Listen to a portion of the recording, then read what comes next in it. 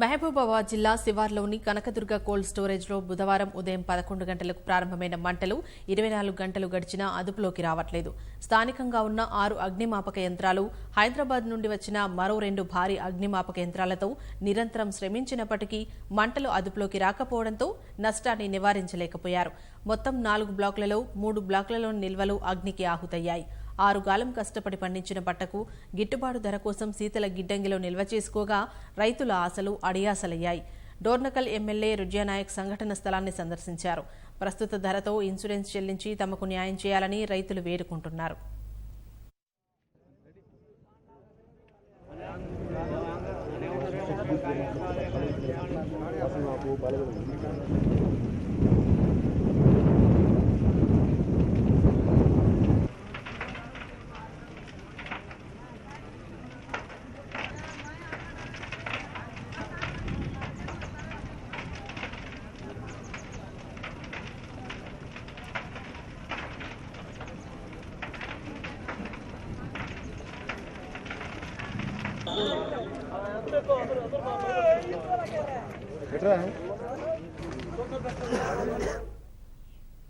మహబూబాబాద్ జిల్లా శివార్లోని కనకదుర్గ కోల్డ్ స్టోరేజ్లో బుధవారం ఉదయం 11 గంటలకు ప్రారంభమైన మంటలు 24 గంటలు గడిచినా అదుపులోకి రావట్లేదు. స్థానికంగా ఉన్న 6 అగ్నిమాపక యంత్రాలు, హైదరాబాద్ నుండి వచ్చిన మరో 2 భారీ అగ్నిమాపక యంత్రాలతో నిరంతరం శ్రమించినప్పటికీ మంటలు అదుపులోకి రాకపోవడంతో నష్టాన్ని నివారించలేకపోయారు. మొత్తం 4 బ్లాకులలో 3 బ్లాకులలోని నిల్వలు అగ్నికి ఆహుతయ్యాయి. 6 గాలం కష్టపడి పండించిన పంటకు గిట్టుబాటు ధర కోసం శీతల గిడ్డంగిలో నిల్వ చేసుకోగా రైతుల ఆశలు అడియాసలయ్యాయి. డోర్నకల్ ఎమ్మెల్యే రుజ్యానాయక్ సంఘటన స్థలాన్ని సందర్శించారు. ప్రస్తుత ధరతో ఇన్సూరెన్స్ చెల్లించి తమకు న్యాయం చేయాలని రైతులు వేడుకుంటున్నారు.